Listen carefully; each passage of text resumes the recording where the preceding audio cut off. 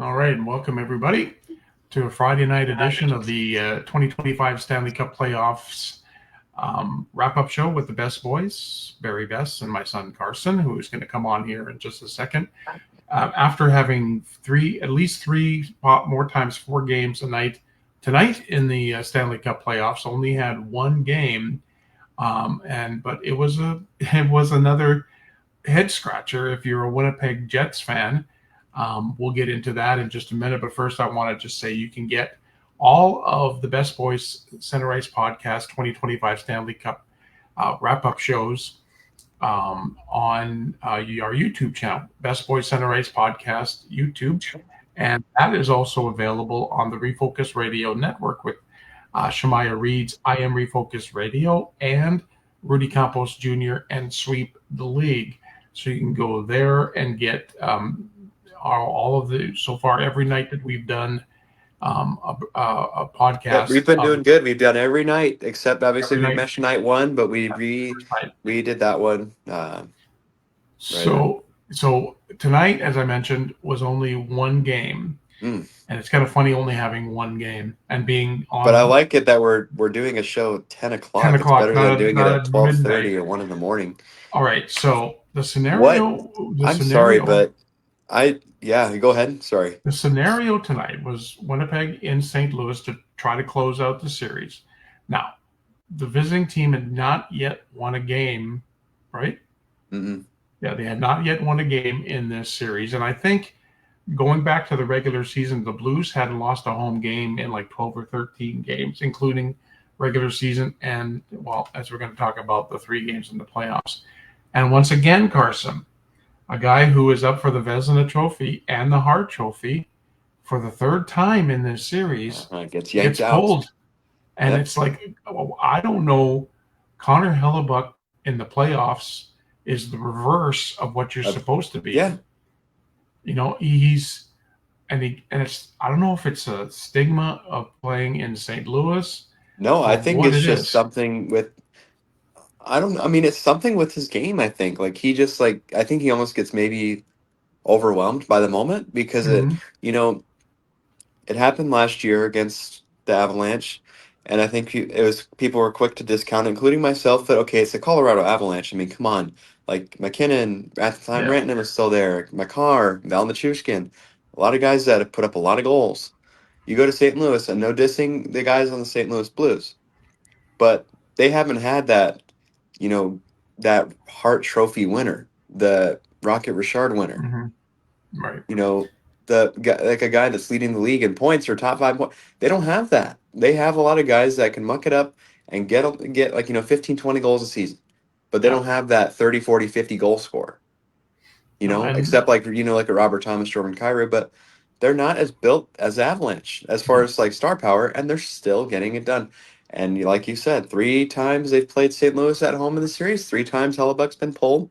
The Blues, I believe, have scored 18 goals at home in this series. It should be because they scored 7 in Game 4. I think they scored 6 in Game 3, and then 5 tonight. So 18 goals, and they're not playing well there. They're not. And I mean, I know the mood right now can be, okay, they're going back to Winnipeg, and St. Louis hasn't won in Winnipeg, but St. Louis has held in better than the Jets have as far as longevity. The Blues have played better if you look at from start to finish versus Winnipeg. Winnipeg has not played good in St. Louis at all. They play good at home, and then they go to St. Louis, and it's just it's done. And as a team, your confidence has to be shot when your star goalie isn't saving it. He's not stopping the puck. So now you look at where St. Louis is. They've never expected to be here. They have no pressure on them. They have no pressure to win. They know they've gotten to Hellebuck. They know they can score on them. Yeah. If they can just take that energy. Like, I watched the first part of the game, and it was all St. Louis. Like, they were outplaying. They're quick to the forecheck. They're getting the pucks. They were just 2-3 steps ahead of the Jets. And I know Shively wasn't playing. He got injured in Game 5, and he didn't even make the trip. But I tell you, St. Louis were just all over. But even with Shifley in the lineup, they played awful in St. Louis with him there. Yep. And I mean, if you're the Blues now in Game 7, since Game 7 will be Sunday, starting fast is a key for them. If they can get to Winnipeg right away with their forecheck and keep the Mhm. puck. Keep the Jets from shooting it and just getting shots. Screening Hellebuck, getting shots on the net because they're scoring a lot of goals. They figure out how to. They just have to keep on doing their game. But yeah, I think if you're going into this game 7, you're more worried as a Jets fan than you are a Blues fan. Yeah. Because the So Blues, like you said, weren't supposed to be here. The Jets, President's Trophy champion or President's Trophy winners, and they could be knocked out right away in game 7, right here. okay, so you're Connor Hellebuck, all right. You're what's going through your head right now? Like those head games Yeah. are like Well, you're getting pulled three you're times. like, golly, I can't save a freaking puck. Like, No, what in the world am I doing? Like, why can't what? I can't see the puck. I can't catch it. I can't. Like, what's going Mhm. on? Like, and I know the one goal by Broberg, it looked like it might have been goaltender interference, Yeah, but but obviously it wasn't enough for the Jets to no, think it was worthy of challenging it. So because they I said, think contact was initiated by the Jets on that, and yeah, that's why it wasn't done. But yeah, you're scared going into this game 7 if you're Winnipeg. I mean, yeah, yeah, like, you wonder if big changes happen in that organization after this game if they lose, because look at a lot of these guys. They've been there for years. Shifley, Connor Hellebuck, mhm. uh, Nikolai Ehlers, Kyle Connor. Do you start trying to move to the next generation of the Winnipeg Jets if they don't win? I mean, Because that's not going to be good if they lose. and there's always been, off the ice. There's always been talk the last couple of years About about them relocating. relocating, not really, like in the playoffs, there's Well, like lots of it's fans, just but in the it's the regular season, smallest. It's just yeah. Well, I mean, they don't have, no, they're talking about relocating all the yeah, time. yeah. Well, and I mean, So if you go and you all of a sudden, okay, we're the President's Trophy winner. That's a and you get great, relocated, and and you're you're in talks gonna, of relocation. yeah. And then And I mean, I've even if Winnipeg pulls this one out in Game 7 on Sunday night, they'll go into either Dallas or Colorado, and their mindset is like, I don't think Winnipeg is going to get past. If they get past the Blues, I mean, which look at how is, if okay, let's say Colorado advances, right? Star power that beat the Jets last year hasn't changed. If anything, they've gotten mhm, probably a bit better because they got Natchez and he looks really good. And then other way, if Dallas advances, they've done all this without Heiskanen and Robertson, mhm, who are going to probably be able to come back. That's going to be scary. But yeah, I mean, I have firsthand experience. I've been to Winnipeg. I've been to a mhm, game there. Smallest arena in the NHL. And they have a hard time filling the seats in the regular season, which is part of the reason for the relocation talks. right. That fan base is a rabid fan base. They love their Jets, but it's not a big market city. They have a hard time generating revenue. They have a hard time generating fan support because they have to charge more money for the tickets because it's much smaller arena. They have to make up for the difference somehow. But it makes me sad because I love that fan base. They're super passionate about their team, Mhm. and I mean, it's that arena is amazing. The Canada Life Center is one of the best arenas in the NHL. I love watching the game there. But I wouldn't be surprised if they eventually got relocated because, like, it's just nobody wants to go to Winnipeg. They do player polls, and they have the ones that say where would you least like want to go play, and Winnipeg's always at the top of the list every year, no matter how bad or good they are. They're always at the top. And I want Winnipeg to do well. I don't want Winnipeg to leave. I don't want them to relocate. Winnipeg, the city itself, deserves Well, in the province, they have the nothing else. province. They have nothing else. They have the Blue Bombers, but if the Jets leave, they don't have any other sports. That's it. So but I tell you what, if you're the president, like again, that's what winning in the regular It's a season curse. doesn't mean anything It's a because curse. once you get to the playoffs, all 16 teams are on the same level, and it's been a curse the last few years. So Game 7 will be Sunday night. I don't know if they have a time yet. Let me check it out real quick. I'm Let's see, Sunday. I Uh, imagine probably 7 or 7:30, but yeah, um, they the don't last, have it up yet, so they don't have and the time up yet. it's rarely happened that a President's Trophy team has really won. The last time that it happened was when Washington won in 18.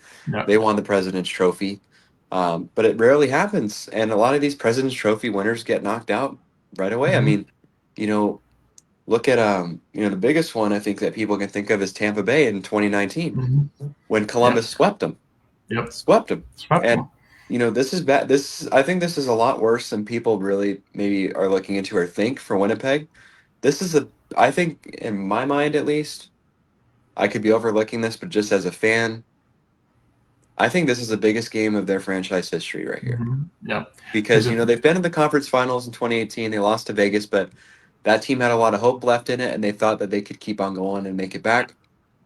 But with all the noise around the team, with all the guys that have been there for so long, if the Jets lose, a lot of these guys could ask to be go away, like they want to be traded or they want to leave. Yeah. Well, I just think that St. Louis has nothing to lose. They can go in there. All they have to do is just keep putting the pressure on, keep firing pucks Yeah, and Bennington has been really good this series. He Yep. has. He's been the better goalie, and he's just got to stay on his game. And I mean, the Blues are going to make it a fight, but yeah, you're scared if you're St. Louis or if you're Winnipeg. But man, it's going to be a great game, and tomorrow's game is going to be even better. I mean, it's going to be as good as advertised. Again, tomorrow we only have one game because as you see on the bracket, all these playoff matchups for round 2 except 2 have been set. Ironically, the two matchups that are set are the series that are going to game 7s. But tomorrow's game at 7:30 is probably going to be the best game of this round, I would hope. And Dallas and Colorado tomorrow in Dallas. I After thinking about this for the last 24 hours or so, I think that Dallas is going to pull it off and win at home. No. I just, you know what? If they've made it this far without two of their top guys. They figure out a way to get behind Mackenzie Blackwood and how to break down the Avalanche defense. I think they can pull it off. I really do. And I mean, what's going to stop that team? If they can get by like this without Heiskanen and Robertson here playing right now, that's insane. Like I didn't think they were going to beat the Avalanche. I thought this was going to be over in 5 or 6 just because they were down those guys. Yeah. But they stuck with it and they played really well at home. And that's their biggest edge. And then we've been in that building and that imagine to be there tomorrow. Imagine to be there tomorrow. When we were there for game 1 of the Western Conference Finals between the Oilers and the Stars. Was it game 2? Yeah, okay, we were there for game 2. And the atmosphere was just absolutely electric. Could you imagine being in that arena tomorrow? Imagine that. It's like that place is going to be wild, but I'm kind of with you on this. I was thinking about, Colorado has the firepower. We definitely know that, but Dallas has gotten there without their two of their best guys. I'm still going with Dallas to take this one tomorrow night at home. It's going to be a close game. It may even be an overtime. Now, an overtime game 7 is always very exciting. Oh my God, that'd be would so. But I'm going with Dallas on this one. And if you want to jump ahead to Sunday's game 7, Winnipeg at home to St. Louis, I'm going to put my neck out there. I'm going to say St. Louis is going to do the upset of all upsets by beating the Jets, being the only team to win on the road in this series. I just got that, it's one of those things. You just got this. It's like magic. It feels like magic watching the Blues play. Like, it's crazy. It's indescribable to watch their chemistry and how excited they are. Mm-hmm. They're just happy to be there, and they're going to make sure they keep it going. Yeah. So 2 game 7s coming up, one tomorrow and one Sunday. Tomorrow night, I think 7:30 Central. 7:30 Central. We'll be on the air after after the game ends. I'd be probably about this time, 10, maybe 10:30, a little bit between 10 and 10:30. And then Sunday we'll do the same. We don't know the time yet. I'm sure it's going to be about the same probably time. 7 or 7:30. About the same time for the Jets and the Blues. And so we will have, by the end of the night Sunday, we will have round 2 round matchups all figured out. Because right now the ones that are figured out in the West is Vegas and the Edmonton Oilers. And then out east, it's Florida and Toronto and Washington and Carolina. So we're just waiting on these 2 teams, and these 2 teams that come out of game 7 will face each other in the second round. So, this is a very just an exciting time of the year when you're talking about a game. There's nothing like a game 7. Like went through Game 7 in the Stanley Cup Finals last year, and it's harder when your team is in Game 7, but when your team's not in Game 7, it's very enjoyable to watch a Game 7. And we've got 2 of them coming up this weekend. And you really can't beat Game 7 in the Stanley Cup playoffs. No, you can't. Especially if one of them goes into overtime. But again, we'll be on the air tomorrow, right around probably between 10 and 10:30 for the wrap up of the Stars and Colorado. And then on Sunday night, the same thing after Winnipeg and St. Louis. So again, you see the brackets up there. The East is all done. We're just waiting on the second round and just waiting on the Winnipeg, St. Louis, and Dallas, and Colorado, and then we'll be on to the second round. We'll be down to the Elite Eight. You want to call it that? It's just been the playoffs. The Stanley Cup playoffs have totally outshined the NBA. Yeah, they haven't disappointed. They haven't disappointed. So Carson and I will be back on the air tomorrow, and you'll be able to catch us on Facebook Live right after the Stars Avalanche game, and you can go back and see all of our wrap-up shows so far on the Best Boys Center Ice podcast YouTube channel, on the Refocus Radio Network, also on TikTok as well. We post them up there too. We'd like to hear from you if you'd like to join us. At least send us messages what you think about the playoffs so far, and either our messenger on Facebook or even through TikTok. We'd love to hear from you. So that's going to kind of wrap things. It's got a quick one tonight because we only have the one game. But we're looking forward to a Game 7 tomorrow night. It's just been a fantastic last few days of the Stanley Cup playoffs. And this is what it's all about. If you're not a hockey fan, and if you want to start getting into the game, this is the time of the year. You watch Game 7 tomorrow and Sunday. All right, well, Carson, it's time to wrap things up here. We're going to come and we're going to get some bowling going on tomorrow that we got to get, and we'll go and catch up then and talk a little bit more about these Game 7s. But as Carson loves me to say, he's the one that makes me say this. In the meantime and in between time, everybody have a great hockey night. Bye, Deb. I see you tomorrow, son.